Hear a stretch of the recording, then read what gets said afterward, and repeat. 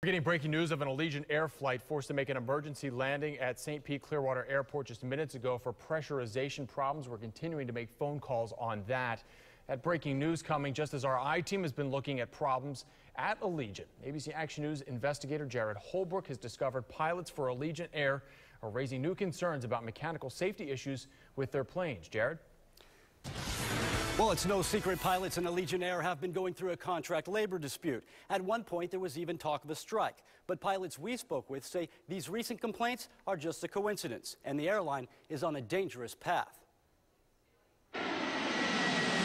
Flying concerns with Allegiant Air continues to soar. I could smell some sort of fumes or jet fuel.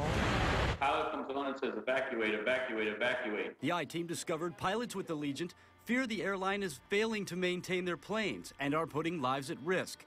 This is a list of complaints from the Allegiant Pilots Union to company shareholders. In the two-page list, pilots say, quote, the airline is cutting corners on crucial FAA-recommended safety programs. Pilots identified at least 65 incidents between September of last year and March, where flights were diverted or returned to the gate because of mechanical or engine problems, including at least 4 times, they say, engines shut down in flight. Pilots Union rep Chris Moore believes those are only conservative numbers. So that's just a snapshot of what's reportable. Just last week at St. Pete Clearwater, an Allegiant plane made an emergency return landing after smoke was reported in the plane. Everyone evacuated using the emergency slides and was escorted off the runway. At least 4 people were hurt. Flight attendants were pushing people down the slides in a not-so-friendly manner. And check this out. On Friday, Allegiant passengers self-evacuated onto the wing of the plane in Boise, Idaho. All this after people reported smelling fuel and smoke in the plane. ABC Action News has reported previous incidents where Allegiant has had mechanical problems in recent years, like this flight where passengers had to use oxygen masks after a possible pressurization problem. Or this, where you can see passengers forced to use the emergency slides after the pilot received a fire warning signal. This plane slid off the runway in 2012, and this video is from a flight where passengers were stuck on the runway for hours without water. This report from the Pilots Union states Allegiant planes are some of the oldest in the industry.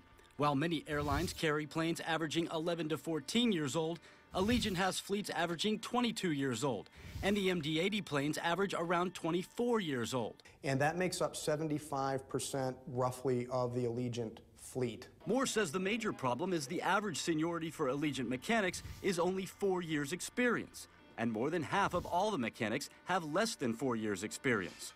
Research that doesn't sit well with passengers. I'll never fly Allegiant again. To be honest with you, their customer service is probably worse than any company I've ever done business with. Officials with Allegiant Air declined our request for an interview, but sent a written statement saying, quote, this letter to investors is just another tactic employed by the International Brotherhood of Teamsters in an effort to manipulate the public by raising unfounded concerns about the safety of our operations.